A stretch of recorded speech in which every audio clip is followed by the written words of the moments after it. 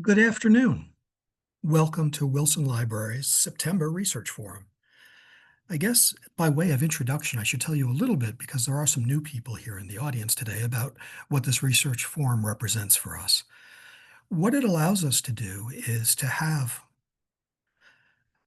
what it allows us to do is to have past research fellows. These are scholars that we've awarded funds to come and do research in our library, come and talk to us about their findings, what they discovered as they were working in our collections, and how that's impacted their scholarship.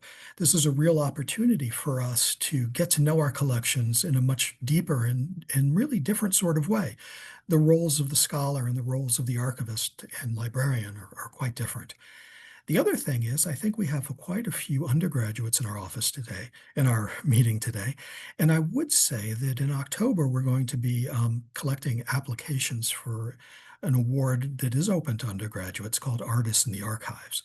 So that if you're a broad practitioner in the arts, if you're a musician, a writer, a painter, and you think you'd like to use special collections to inform your work, this might be something that you would want to consider applying for.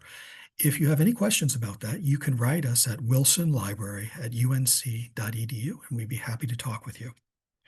So today we have two former scholars, two current scholars who are former fellows who will be speaking with us. And oddly, you always hope that you can line them up and they'll have some commonalities. And that doesn't always work because people are doing vastly different things. But one of the things that's really nice is we've had both of these individuals, Ben Susman, who'll be speaking second, and Sam Hege, who will be speaking first, were funded by a fund called Documenting Social Change, which is about looking at relatively recent developments and the impact that various phenomenon have had on the lives of communities. So I'm really looking forward to this.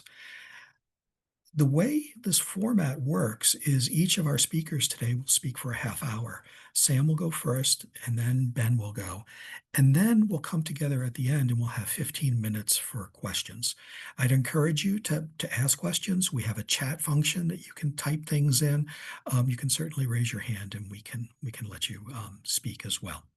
So without any further delay, Sam Hege is a postdoctoral scholar at the Max Planck Institute for the History of Science, which now it dawns on me we're interrupting Sam's dinner hour, or at least close to it, where he researches the entangled histories of environmental justice, the politics of water, and the rise of industrial agriculture. He is currently working on revising a book manuscript tentatively titled Ogallala Incorporated, Race, Work, and the Making of America's Breadbasket. In this work, he explores how efforts to commodify and extract groundwater from the Ogallala aquifer situated in West Texas as an entry point to unsustainable and unjust transformations around food and energy, and how these processes in turn shape working class livelihoods and activism. Sam, it's been a long time. It's been almost a year. Welcome back, and we're delighted to have you and learn about your work. Great, thank you so much. Okay, before I say anything, let me just make sure that our sharing functions all work.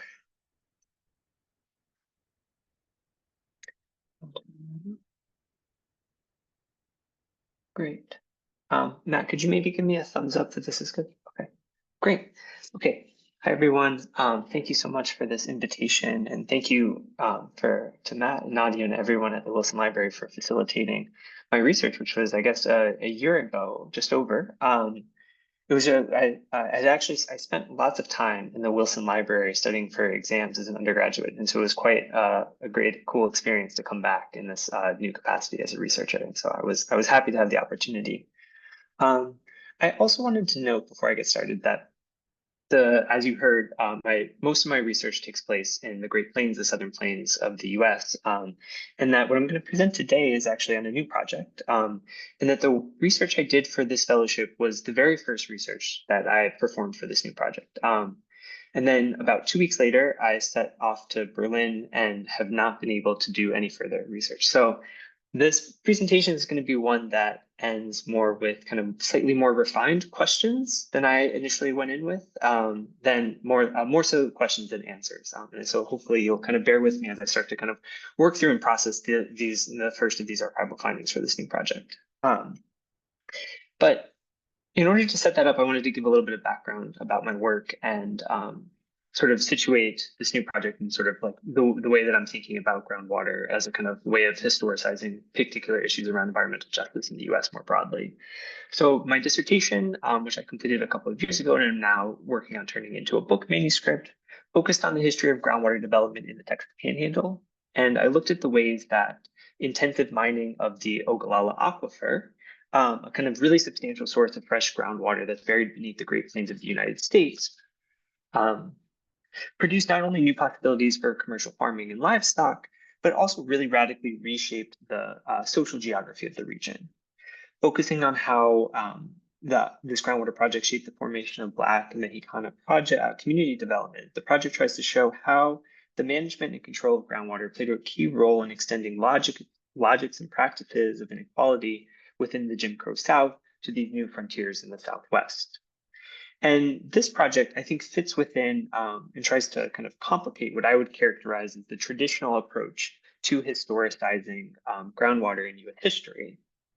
And so if we can return back to this map here, this is a subject that's predominantly been told through the lenses of reclamation and over-extraction in places in the US West. This chapter. Yeah, okay, cool.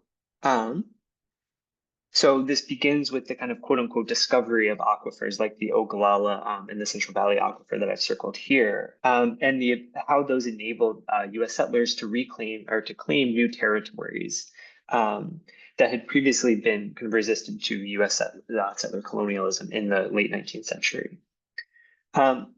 Those projects, which rely on particular forms of groundwater known as confined aquifers, then foster issues of depletion, right, that come from over-extraction, right? So these are aquifers where once you pump water from it, there's no water that can replace it. Now, in this new work, I'm interested in kind of shifting my focus to groundwater and how it materializes in the US South. In this context, groundwater in this part of the country is less clearly defined. In the Mississippi River Valley, for instance, where I'm going to talk about today, it comes in layers and it recedes and fills with the flow of the river. It is less receptive to the kinds of certainty that allowed for such intensive mining operations to take place in the US West. And with this difference in material form, I think a new set of questions about its possible connections to political economy and social structure emerge, helping us to understand the kind of complex ways that groundwater has shaped US history in all of its varied forms.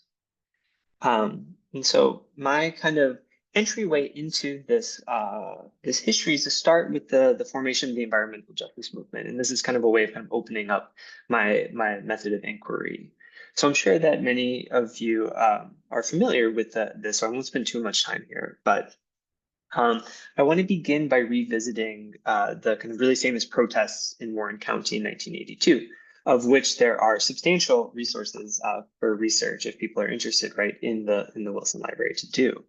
For those that are unfamiliar, protests erupted after NC State officials decided to bury to build a landfill in the majority poor African-American county to bury soil that was laced with PCB. The landfill failed to meet many of the EPA's requirements for handling such toxic materials, and yet was still allowed to be buried there. The protests over this controversial decision sparked what has since become known as the kind of nationwide, nationally recognized, and globally recognized environmental justice movement.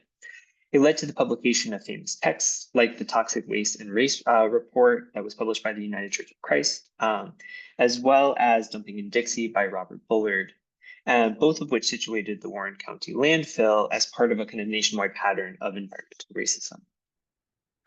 But within this story, there's an element that I think has gone kind of underappreciated, and that was what protesters were actually concerned about. Namely, that toxins from the landfill would break out of their containment facility and poison nearby groundwater wells. This was the primary drinking source for nearby residents. And so my kind of questions for this new project are, why was groundwater so important to community residents in Warren County? And what role did groundwater play more generally in facilitating rural community development among African Americans in the US South, particularly after the Civil War? And so my interest here in kind of shifting the focus on this map is to think about the role that groundwater has played in helping build insulated African-American communities like that in Warren County from the forms of environmental racism that were a central element in the history of Jim Crow. In this project, I'm hoping to track the ways that over the 20th century, pesticides, landfills, mechanization, and other forms of pollutive and dispossessive practices created barriers to and infiltrated these community practices. So to begin this research, I was able to review the records of two very different community development projects that took shape during the late 1960s and early 1970s. The first, which I'm going to talk about today, is the Delta Health Center. This is a public health initiative that was led by researchers at Tufts University and was based in Mound Bayou, Mississippi. And the second is the Soul City Project. This was an effort led by Floyd McKissick, who is a civil rights activist based in Raleigh, and it was an effort to build a new urban hub in Warren County. And I'll just kind of note that the history of groundwater in relationship to the Soul City Project is a little more complicated, and I haven't quite had the time to sort of really tease out that history. So I wanted to focus on a little bit of a clearer example for kind of giving you a sense of how I'm thinking about my work in relationship to these community development projects. Okay, so let's dig into Mound Bayou in the Mississippi Delta. So as it was described in one journal published in 1962, Mound Bayou was and is considered to be the jewel of the Delta. It was founded in 1887 by Isaiah Montgomery, and as the name suggests, the first thing they had to do was drain the bayou that was sitting on top of the property. Once the land was cleared, farming and commerce could commence. A bank opened in 1904, cottonseed oil mill opened soon after that. By the mid-20th century, the town had an active newspaper, downtown shopping district, as well as a hospital, multiple churches, and schools, all African-American owned and operated. Over time, the town became an oasis or haven against the kind of terror and violence of Jim Crow. It was, for instance, where Mamie Till Mobley decided to stay during the trial over the murder of her son, Emmett Till, in 1955. So Mound Bayou is located in the center of the Mississippi Delta cotton region. The majority of these residents' livelihood was connected to the raising and marketing of cotton. This had led to a significant class divide in the county based on race. 95% of the Black population was earning $900 per year. This is all kind of based on Delta Health Center records and studies that they produced. In contrast, the white population was earning an average of over $4,000 per year in that county alone. In addition to entrenched issues of poverty, the 1950s were a period of significant shifts in the cotton industry. The combination of mechanized forms of harvesting and the rise of new irrigated cotton growing regions like that in the Texas Panhandle, where most of my research is usually based, led to a severe downturn in the Delta's farm economy. So whereas white landed farmers received bailouts in the form of acreage allotments from the federal government, issues of poverty intensified among the county's Black communities who predominantly worked as tenant farmers and day laborers. So alongside increased disparities in wealth, the population began to drop as residents looked for opportunities elsewhere. So one of the questions in this context that I want to better understand going forward is, how did this period of farm mechanization materially impact residents in the county? For instance, one of the more kind of under-discussed elements in the archive, and this was a little surprising to me, was the increased use of pesticides. Um, and that is something in the future that I'm hoping to kind of tease out a little bit further in my research. And I think that means developing a better understanding of the kind of role that different water sources played in cotton production in the Delta and how they became potential carriers of harmful toxins.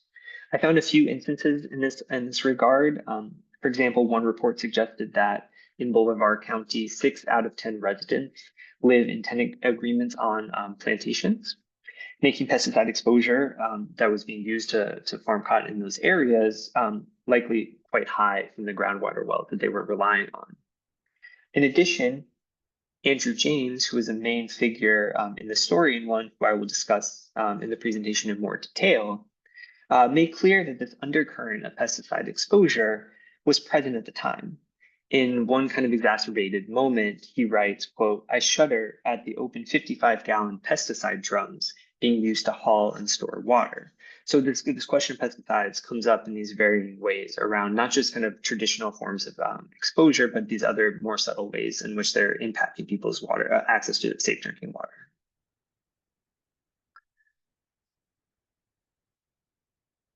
And so it was a combination of these factors, the importance of Mound Bayou to the history of the civil rights movement and the increased health and poverty issues arising out of farm restructurings, that led Jack Geiger and John Hatch to become focused on opening a health clinic in Bolivar County. And I'll signal here that there's this really wonderful and kind of quite thorough history of the DHC by Thomas Ward that came out recently. So I'm not going to go sort of too in depth on giving an institutional history. I think that this is a really great resource for people that want to learn more about the Delta Health Center as a total operation. What I did find kind of interesting that came out in my research is that the DHC was not the first of these health centers to set up in Mound Bayou. In 1967, Dr. Dorothy Farabee was interviewed about a similar program that she led in the 1930s called the Mississippi Health Program.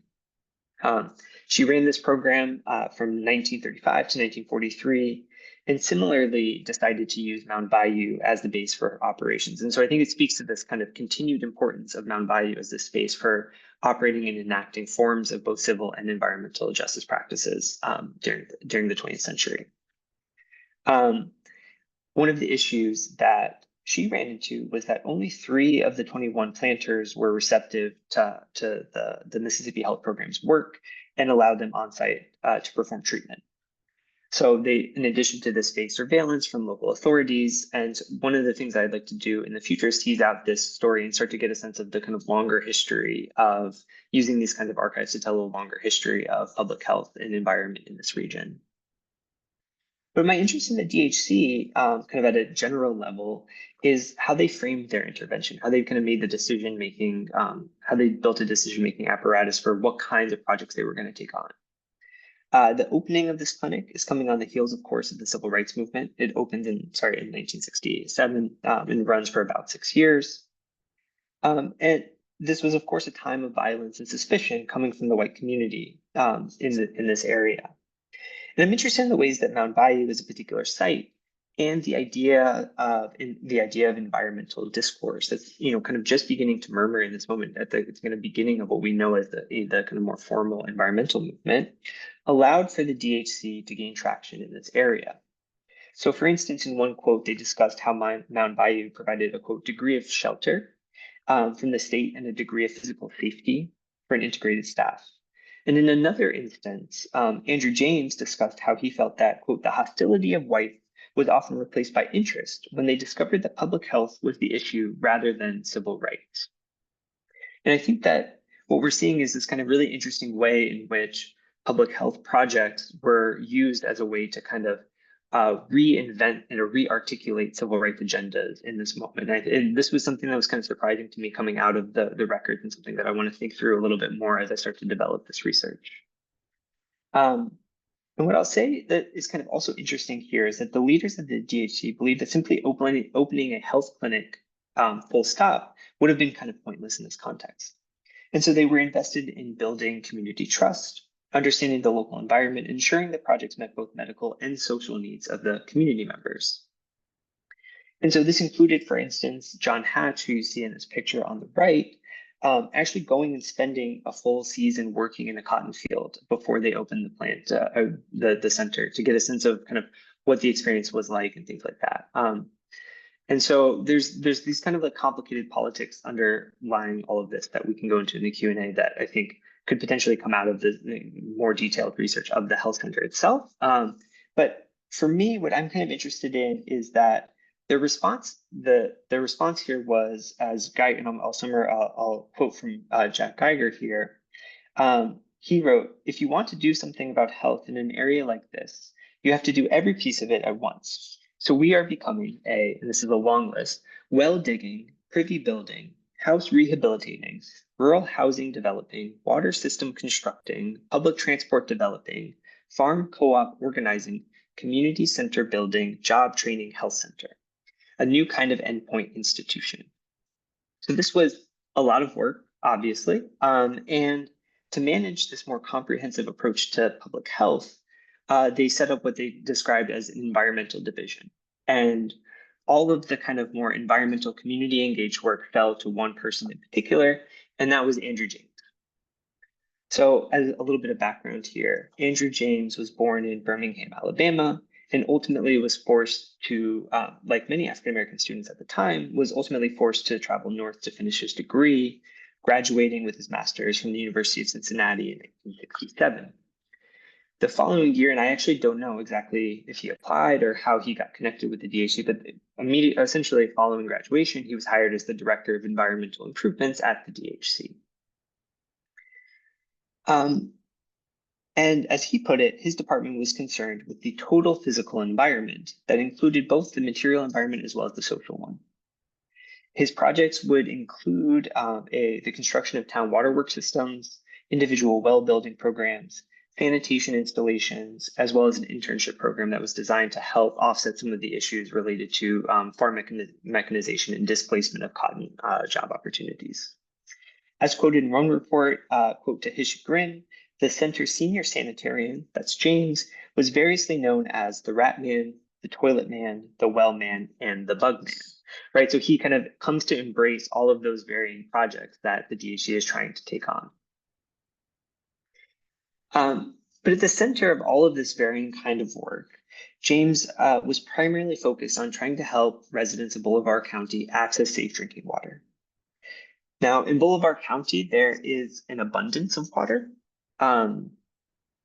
It's a humid, kind of subtropical environment. There's an average rainfall of over 50 inches per year. And the area soil is composed of these kind of very loose alluvial deposits. And that means that saturation from rainfall and from river flow is quite high in this case. And that's allowed for the creation of what's known as the Mississippi River Valley alluvial aquifer. Now, unlike the Ogallala and the Central Valley aquifer, this is a far more unconfined aquifer, which is in closer dialogue, let's say, with the Mississippi River and the flow of it. So as you can kind of see the depth of the aquifer from this map, you can see the depth of the aquifer extends quite deep. And parts of this area, it can go as deep as 100 or 150 feet below the surface. You'll be able to find water if you pump it. But within 10 to 20 feet from the surface, there's a thick zone of water saturated sand and gravel. And this is the water that was, either being collected by river runoff or rain. As the aquifer goes down beneath the surface, many of these lower deposits, starting around 50 feet or so below the surface, the water starts to go through this kind of natural filtration process that makes it a little bit safer and a little bit healthier to drink. Most wells, for instance, that are used for urban water taps or for irrigation are drilling down into these deeper parts of the aquifer. However, most people could not afford the cost of drilling and maintaining a well that could reach groundwater at those levels, and instead drove these kind of temporary small hand pumps that could only reach 10 to 20 feet below the surface. that led them to being dependent on the seawater from the Mississippi. So in essence, they're drawing directly from the flow of the river itself. So for instance, when the river runs low and the subsurface water starts to recede, people would have to find alternative means of gathering water. That could mean catching rainwater in basins, hauling water from local towns or cities, or using surface water, much of which kind of led to issues of stagnation, mosquitoes, things like that. And what the DHC makes very clear is that this was creating a serious public health issue. In particular, it was leading to really high rates of infant diarrhea and an infant mortality rate among Black children that was over twice as high as white children in the same county. So one of the questions that I'd like to understand is how these conditions really evolved over time. The record suggests that this water public health crisis was something that had become worse as the traditional relationship between farm workers ended with the introduction of modern farm techniques. That's a quote from one of the resource there. And that by 1967, over 80% of individuals in the county are kind of relying on this like hybrid shallow pump hauling system. And so I'm interested in learning, for example, if the rise in farm irrigation played a role here by lowering the amount of water in the aquifer, forcing people to seek out alternative options like hauling, things like that nature is what I'm trying to kind of figure out in future research. And so this was the primary focus of James's work during his time at DHC with addressing this water-related crisis. Quickly, he tried hauling water through the center to people who needed it, but he also started personally digging deeper wells on residences throughout the area. He noted in a kind of interestingly gendered frame that, quote, this can be done by two strong men. And this is kind of this articulation of masculinity, and digging these wells is articulated in a number of interesting ways that again I can talk about in the Q&A. And what I found from thinking in terms of presenting this in a kind of archivist vein is that the most effective source for understanding this well digging project were grant reports.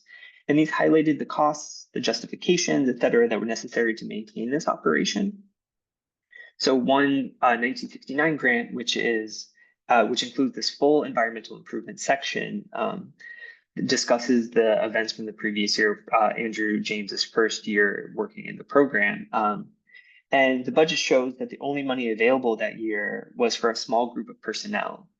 So, quote, all the wells, drainage ditches, privies, sewage facilities have had to be dug by hand with enormous inefficiency. Still, James devised a system that could drill nearly 100 wells during the year. So 100 homes were given some of these deeper wells that could access the deeper parts of the aquifer. The report concludes, quote, we invented a crazy but effective well digging machine to dig new, safe wells. We tear down abandoned plantation tracts and use the materials to build safe privies.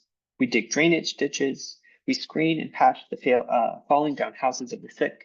And we scrounge carpenter sets from government surplus to create a tool bank so that the healthy could repair their own homes. And so this was a kind of properly bootstrapped project. And what they're actually applying for is money not to kind of invest in really fancy well digging technologies, but to kind of equip a smaller scale, low cost form of well digging that would allow them to kind of increase their impact from 100 to 200 homes in a year. And so that's what they're able to do in 1969 and 1970. But what I think is kind of interesting, and this starts to come out in the archive as well, is that the kind of discovery of the water being unsafe and the development of these techniques for digging wells were not on their own sufficient to making a community impact. They did not get people to initially alter their behavior. In one of the reports, it says, quote, one family, upon being urged to discontinue the use of their well for drinking purposes, challenged the worker, pointing out its coolness, taste, and clearness as evidence of its suitability for continued use, and refused to allow the sanitarian to treat the supply.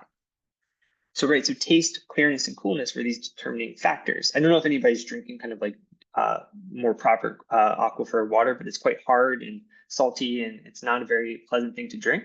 And so it's one of these things where you're having to convince someone that the maybe less clear, less tasty option is actually the healthier one. So in order to gain access to build these wells, and get people to use them, the project evolved to incorporate community methods. They used films, they used microscopes to actually show people the difference in the kinds of, at a microscopic level, what the water looked like. They invited experts to talk about waterborne infections and to get community feedback. One of the interesting things that I found, and I'm gonna, I think, hopefully at some point look further into, is that James also starts to develop community partnerships to kind of launch this effort. So a Mrs. Bobby Calhoun became an important figure and led a series of community discussions that worked to produce interest in these wells. And what, from the record, this seems to be the case is that she coordinated a series of ladies' health club meetings. And it was actually at those meetings where the decision on which houses were in the most need of getting one of these wells. And so James really kind of responded to the needs that were articulated in this club meeting in terms of deciding where in the county they were going to dig the wells. So despite this resistance due to taste preference and kind of long-standing habits, efforts like public displays and community-led well construction helped the project gain traction.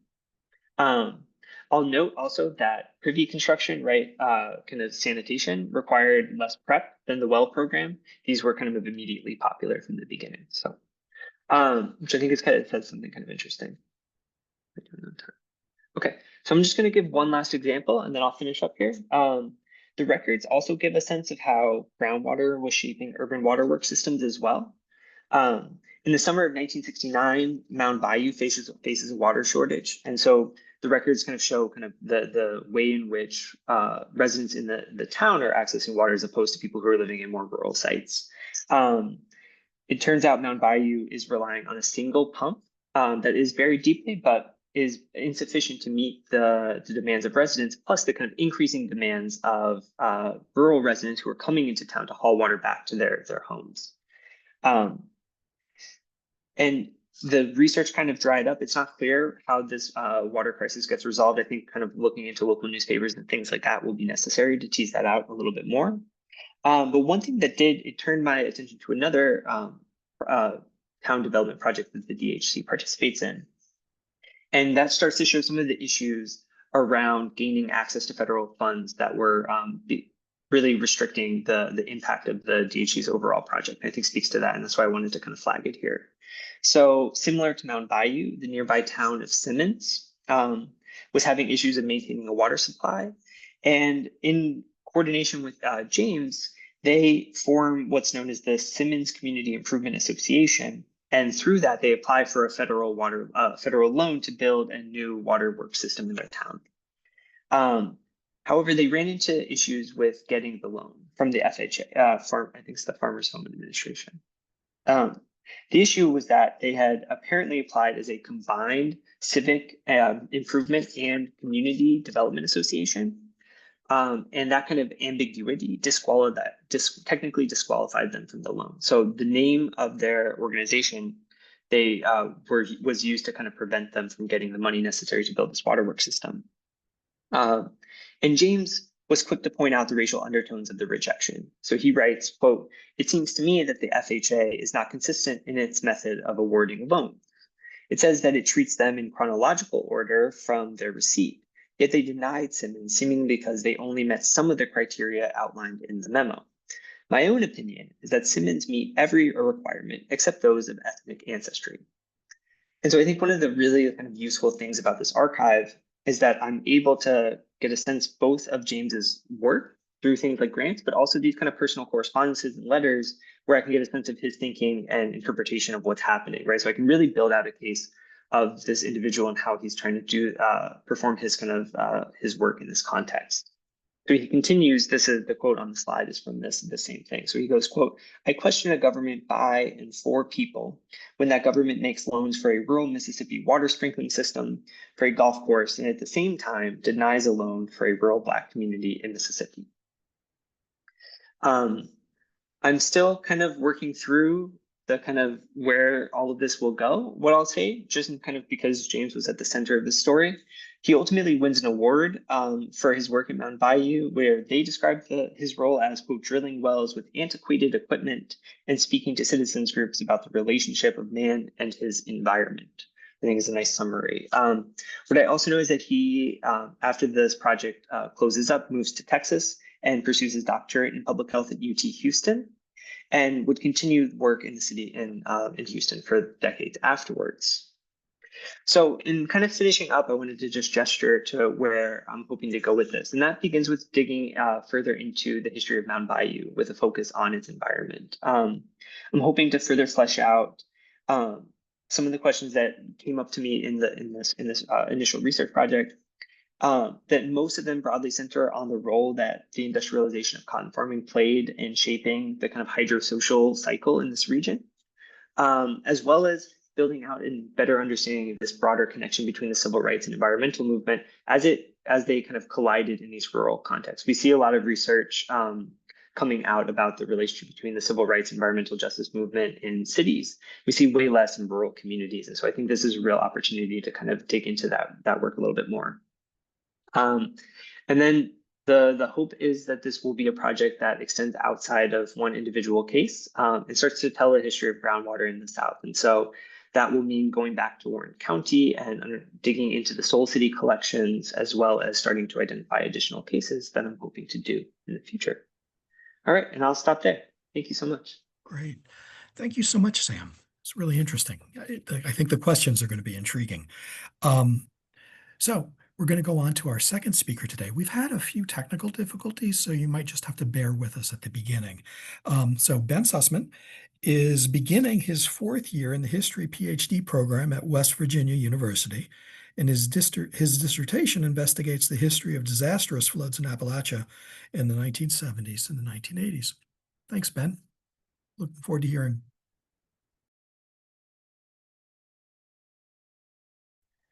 All right. How's my volume? It's perfect.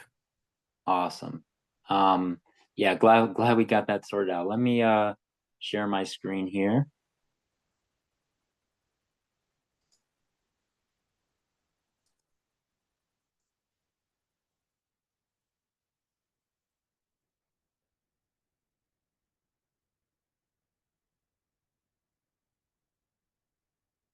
All right. Yeah, let me oh, can everybody hear me okay and see everything? Yes, it looks good and your sound is good. All right. Let me pull up my notes here. Yeah, thank you, Sam. That was an awesome presentation.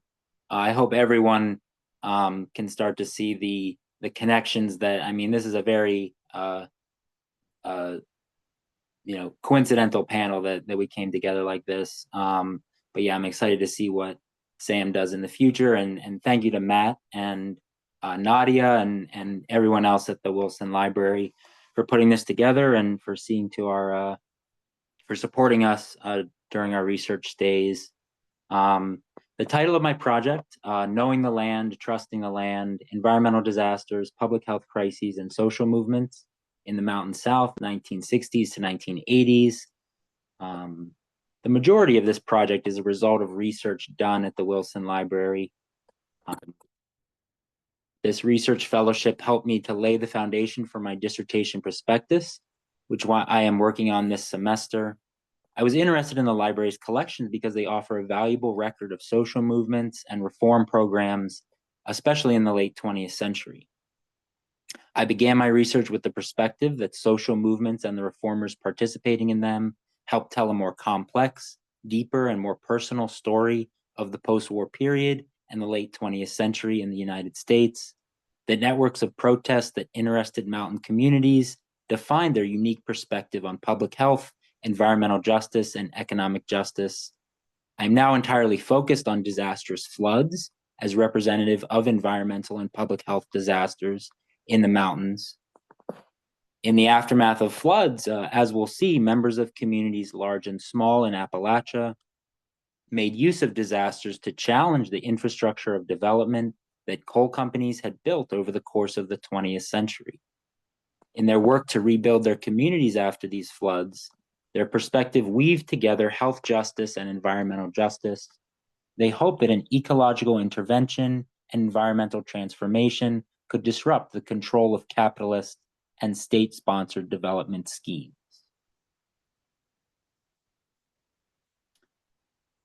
So my working thesis is that environmental disasters help to raise awareness for environmental justice concerns, and these concerns went beyond public health concerns to wider concerns about housing, land ownership, and jobs. Environmental historians increasingly consider the history of disasters as a subject worthy of investigation. They explain that disasters are not isolated events. They need to be understood in their proper historical context. Over the course of the 20th century, disasters increasingly became political issues and became part of political issues. Disasters are forces of history in the way they disrupt the status quo.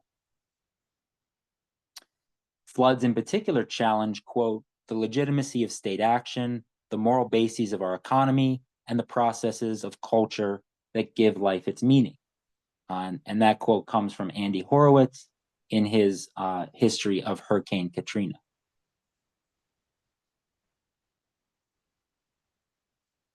So what can Appalachia help us see in these histories?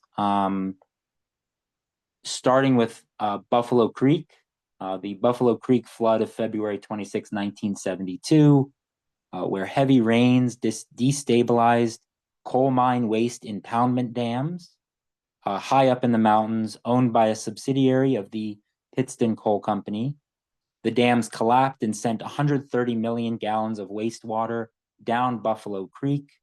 500 to 2,000 homes were destroyed along the creek. 118 to 125 people died. I'll start with a quote from the Appalachian News Service 2 years after the flood. In the immediate aftermath of the tragedy, the survivors were grouped in refugee centers, bound by their sorrow and by their common horror. They were united by memories of dead friends, dead relatives, dead communities, and a way of life that was gone. Out of the hurt and rage that enveloped Buffalo Creek was born a citizens' committee with representatives from each of the coal camps. And the coal camps you see there on the slide. Disasters are forces of history in the way they disrupt the status quo. Those who attempt to secure the status quo are often pitted against those who argue change is needed in the aftermath of floods. Quoting from Andy Horowitz again, quote, in the long run, the policies and practices that once seemed to enable American progress created catastrophic vulnerability. Horowitz mentions investment in fossil fuel extraction, local, state, and federal commitments to metropolitan growth and home ownership, and structural inequality and economic development. All of these which are there from the beginning in this history of flooding in Appalachia. Rebuilding meant economic development that would continue to support fossil fuel extraction and metropolitan growth. After Buffalo Creek, we can chart the state's perspective, the status quo perspective, what I call modelism. Quote, I envision a model community, said West Virginia Governor Arch Moore in the aftermath of the Buffalo Creek flood. A beautiful place where people will want to live, on Buffalo. I don't like the word creek. I like Buffalo Valley. He preferred the term Buffalo Valley for the rebuilt community after the flood. A few months later, in August 1972, William Pelley, a federal recovery coordinator, said, quote, our objective is to give the residents of the valley the quality of life and environment that they had before the disaster, emphasizing this status quo perspective. Carl Bradford, director of the West Virginia Governor's Office of Federal State Relations, said, quote, Buffalo Creek probably will be the most desirable place to live real soon. And this is one of the biggest reasons why we are expecting the population to grow. In addition to the state perspective in the aftermath of floods, we can also chart the reaction of common people who confronted more directly the environmental and social injustice in their surroundings. After Buffalo Creek, what was damaged was homes, jobs, and faith in government and in God.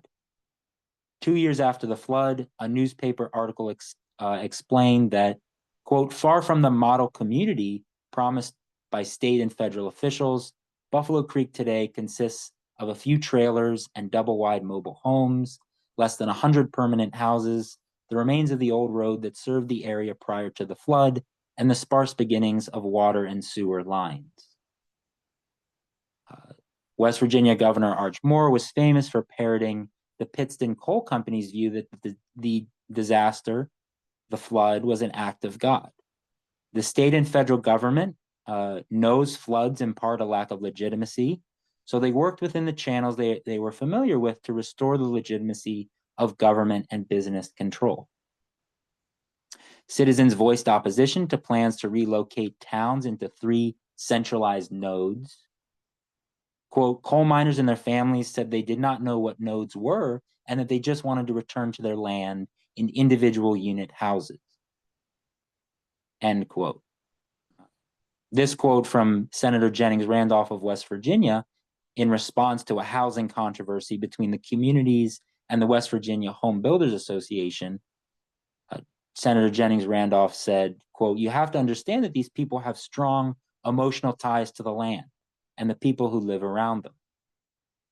So the focus is on a tension between disruption of the status quo and government officials who want to preserve the status quo. For government officials, the clearest priority was flood control measures, such as dams and levee systems, which would support further investment in fossil fuel extraction or other investments, as well as population recovery for these areas. This government perspective of model communities is clear in the case of other floods too. Here we have an article from the Tennessee Valley Authority's quarterly magazine in 1970. We can see how the federal government, the TVA being a federal agency, fits disaster into its own visions of community. 2 older projects of damming, dredging, channeling for flood control were added newer projects of public housing and sewage treatment, which would have been new for these communities. And maybe most telling, the article is titled Rebirth of a Coal Town. The article quotes the mayor of the rebuilt town. The floods of '67 were a bad time for us. People finally got concerned, so when TVA offered to help us, we were more than ready to accept.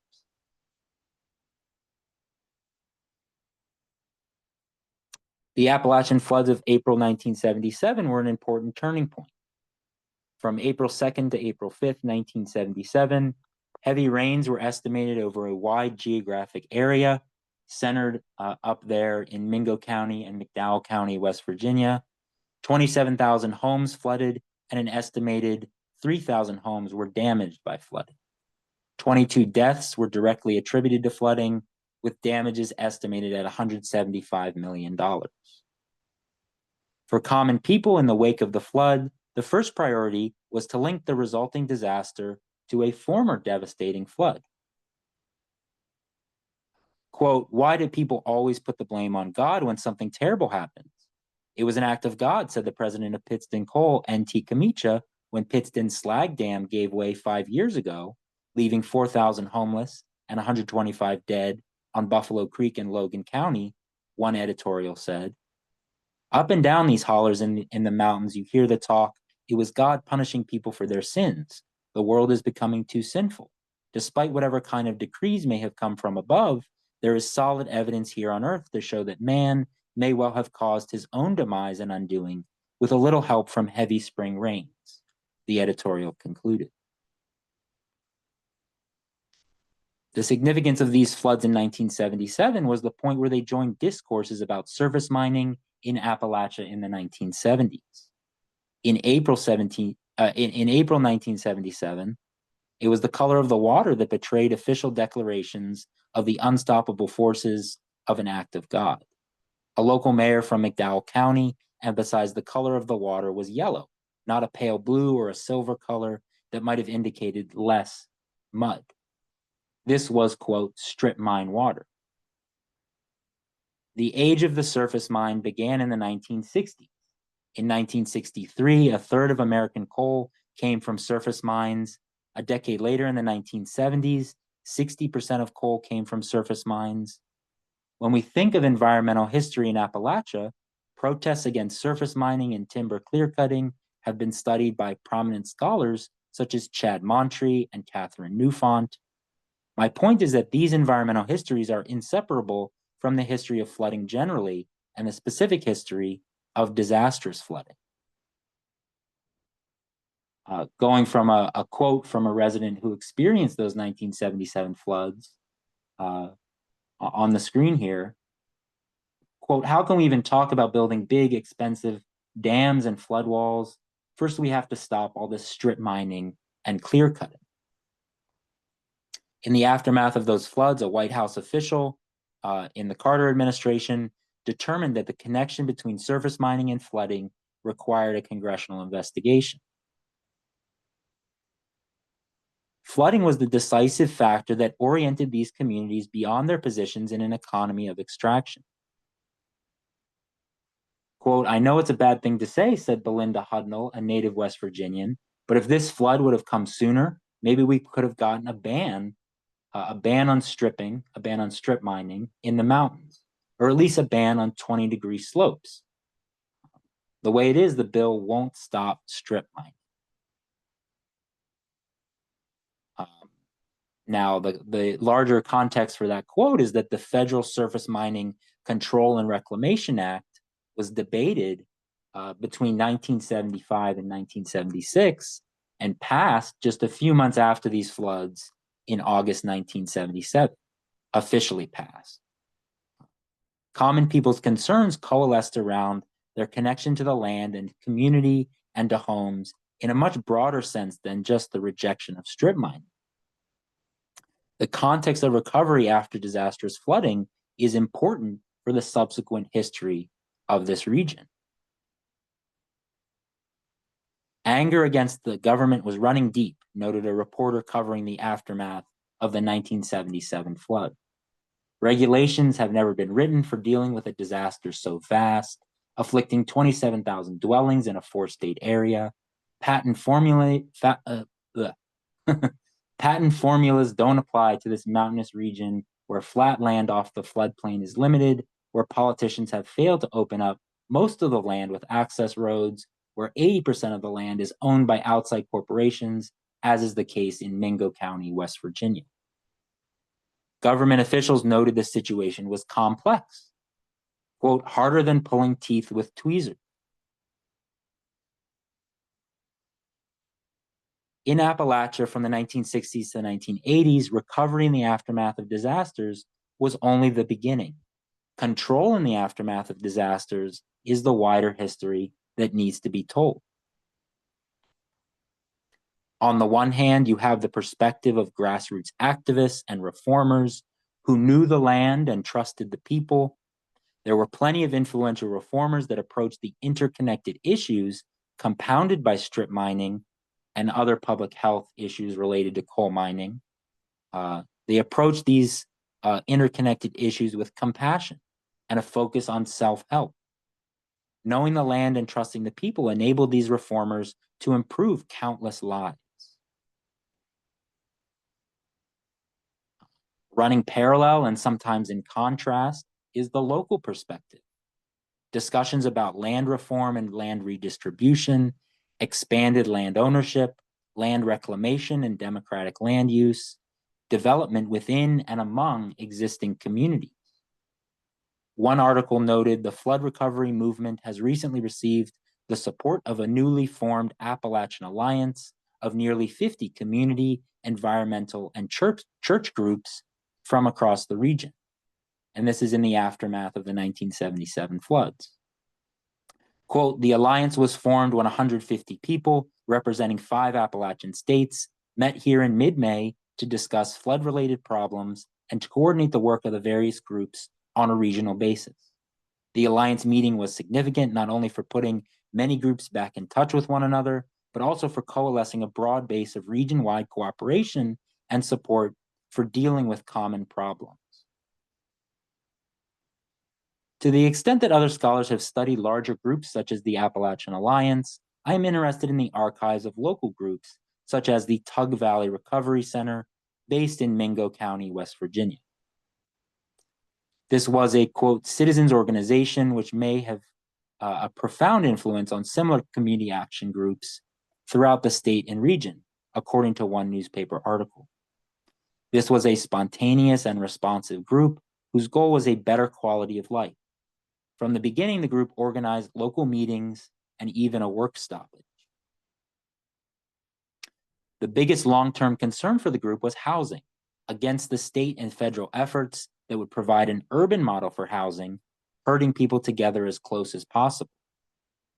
Quote, many cited housing projects funded by the state on Buffalo Creek in Logan County as an example of what might happen with a state-backed rural development program. Quote, housing on Buffalo Creek was poorly done, inadequate, and ugly, said Beth Spence, working with the TVRC. In contrast, local resources mobilized for locally planned housing supported by donations. Quote, whereas the flood has amplified Southern West Virginia's housing woes, it has also made the problem of land ownership more obvious, noted a newspaper article. Governor Jay Rockefeller supported taking land from corporate owners for housing, but the issue was compounded by the impossibility of building anywhere near the floodplain.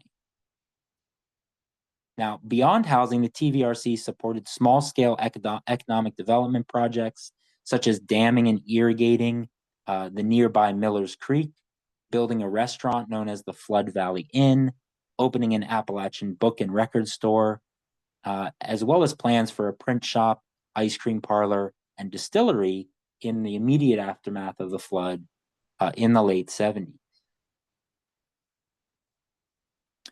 At the heart of controversies over rebuilding was less what was rebuilt rather than how the rebuilding empowered particular groups on a regional scale. The overall influence of the Bob Hall collection at the Wilson Library is hard to overstate. Through the materials, I was astonished to see the connections that policy organizations, advocacy organizations, and grassroots organizations made in this moment in the 70s and into the 1980s. Most importantly for my research, the continued importance of Appalachia for anti-poverty organizing is clear in the Bob Hall papers and Southerners for Economic Justice records. It is also remarkable to me that the role that rural poverty organizations played. The late 1970s were a unique time when the Carter administration provided a buoy of hope to many advocacy causes otherwise facing the rise of neoliberalism in Washington. In Appalachia, this period was marked intellectually and at the level of the grassroots with an understanding of the region's place in a national landscape of underdevelopment and poverty. A reaction against calls for land reform over the course of the 1970s and into the 1980s, rural reform efforts became less broad and more focused. Once we get into the Reagan administration and after. The more radical vision furthered by rural reformers, the more emphasis the state and philanthropic organizations placed on urban reform efforts. Floods showed that rural places were not communities with their own governance and social structures in need of revitalization, which is a word familiar in the context of urban spaces. But these rural places were in need of reconstitution. Floods laid bare the ability for the state and outside organizations to shape rebuilding as the restitution of the status quo in these communities. The Bob Hall papers and Southerners for Economic Justice records provided important connections and context for the grassroots documentation of floods in Appalachia. The story is wider than I imagined at the start of my research. The connections spanning the 1960s through the 1980s are more complex. Other connections like the Lyndhurst Foundation collection and the William Dow and Student Health Center records each helped to frame the story of floods while providing important avenues to broaden my story. At heart, the story is about challenges to the New Deal order. The wider story of rebuilding after floods at this early stage seems to shed much light on the liberal and countercultural influences on the neoliberal policies of the 1980s and 1990s when you have this breaking apart of the New Deal order, as well as the complicated history of the local resurgence of conservative social and cultural ideas at the expense of progressive anti-poverty politics in Appalachia. All right, so I just have my title slide there, but I'm all done. Great, Ben. Thank you so much. And now we have about 15 minutes for people to ask questions. So I don't know if anybody in the audience has a question. You can raise your hand. And while we wait for people to think about that, I didn't know whether or not either of you had a question for the other one that you'd like to begin with. If not, I have questions. I have one quick question for Ben, I guess, if that's okay. I think that thanks for the presentation. It was really, really interesting. I was really interested by the way in which you're using floods to kind of shed light on this extractive story. And the question for me kind of comes out around how you're approaching researching these local community movements. You mentioned sort of stuff archives at the Wilson Library, but I'm curious if you're also trying to do kind of local oral history interviews or what other kinds of sources you're thinking about in terms of trying to tap into these local stories, because I think that's a really interesting dynamic to kind of get at, to sort of think about what does a really local response to something like this look like. I'd just be curious to hear. Yeah, and sorry, the technical difficulty, I want to keep my camera off, but hopefully you can hear me. Yeah. And yeah, yeah, so I mean, this project is, really in the first phase. I mean, I'm going to do a big research trip next summer. But I really hope to incorporate oral histories, primarily later in this timeline. So Buffalo Creek, the floods of April 7, 1977, both very well documented. So I'm not sure how oral histories might play into that 1970s time period. But then in the 1980s, there's a big flood in north central West Virginia, where I'm located at WVU. In 1985. And so my goal is to do oral history interviews for that kind of, later period in my timeline. But it's also a very interesting period because that is 5 years into the Reagan administration, or 4 years into the Reagan administration. And it is, something that was very clear in these records that I looked at in the Wilson Library. I mean, Reagan changes rural poverty policy. And so I'm very interested in kind of combining that, those institutional records with oral history records, definitely.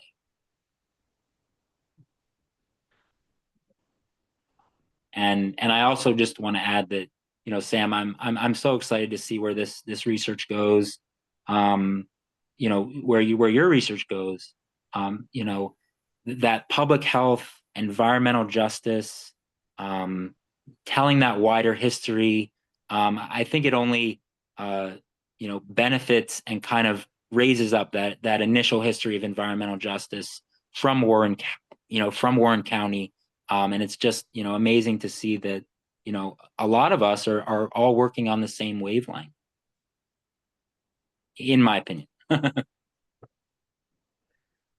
I wondered, Sam, was Andrew James kind of a surprise to you?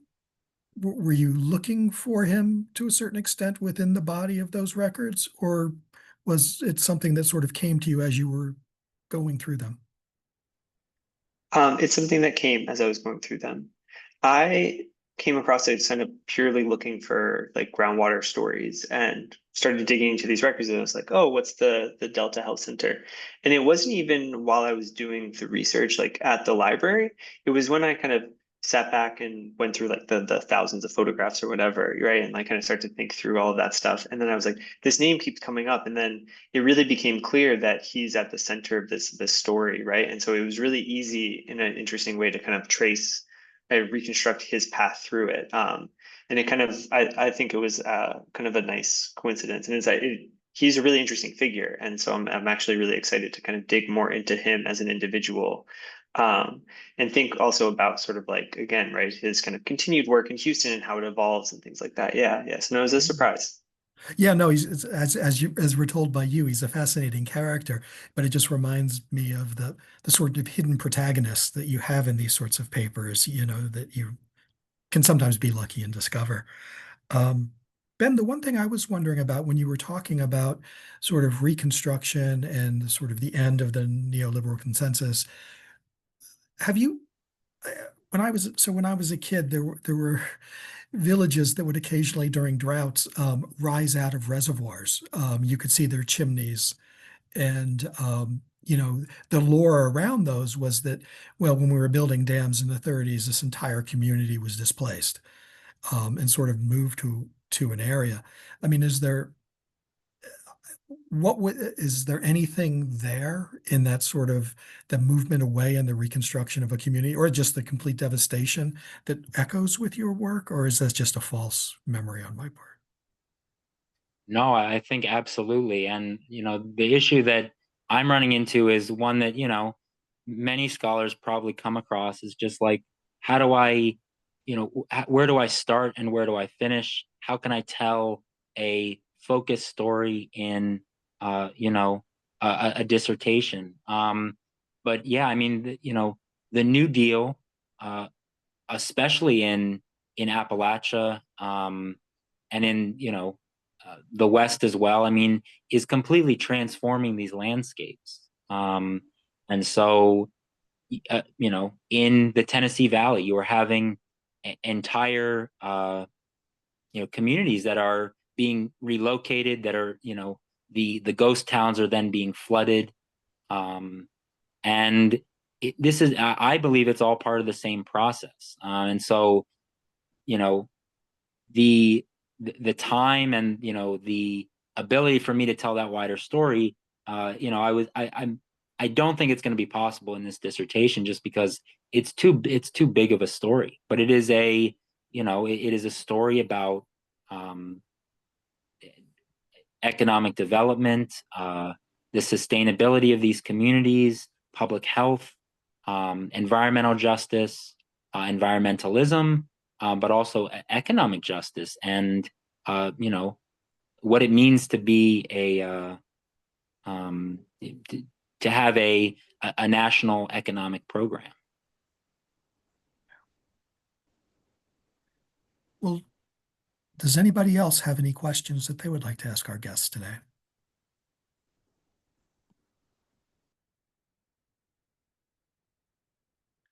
I guess the thing that I found myself wondering about a little bit was what is Buffalo Creek like today in terms of a community? How has it reconstructed? Yeah, that's definitely part of the story I want to tell. Now, I mean, the cool thing about all of these communities is that they are in very you know uh, pretty high up there in the mountains, and so that is a result of the way that the coal industry um, developed over the course of the 20th century with mechanization, um, and going from labor intensive to machine intensive. So I haven't yet visited a Buffalo Creek, or even those towns on the border of West Virginia and Kentucky. But I think the main research that's been done so far, especially in terms of Buffalo Creek, has been sociological. So it has not taken the aftermath of the flood, or at least the long-term aftermath, very much into consideration. But my hope is to tell that longer story, and it probably dovetails nicely with the aftermath of a lot of these other communities after these floods. Yeah. When I was looking at some of the photographs that you were sharing, I was thinking about the recent flooding in Asheville. And well, I guess floods always look like floods, unfortunately. Well, if nobody else has any questions, I think that Nadia is going to post in the chat the CLE credit QR code. And I'd like to thank you all for coming. And just a reminder that next month on October 8th, we will have a similar session with Morgan Payek, who's talking about modern day mental health institutions, and Lauren Brown Strumfels, who's talking about immigration, which is timely, about Italians in the South and distribution policy. So that would be something that could be interesting to you. So thank you all for coming. And I don't know, Sam and Ben, if you have a minute afterwards, there are just a few things I'd like to tidy up. Yeah, of course. Great. Well, it's nothing really secret. I just wanted to make sure that you were aware that we're still very, very invested in your work, and that if there's anything that we can do, especially if you're stuck, and I use that with quotes, in Berlin, and you can't get here, let us know if there's something we can do to encourage your research. The other thing that occurred to me, given your need to consult things in North Carolina and maybe the materials that might be of use to you at other institutions, is that the North Caroliniana Society has a Archie K. Davis fellowship that is broadly interested in North Carolina resources and North Carolina topics, but is wholly agnostic in a way that we aren't about the institutions that you're doing your work at within the state. So that would provide you with the ability to go to ECU, go to the State Archive,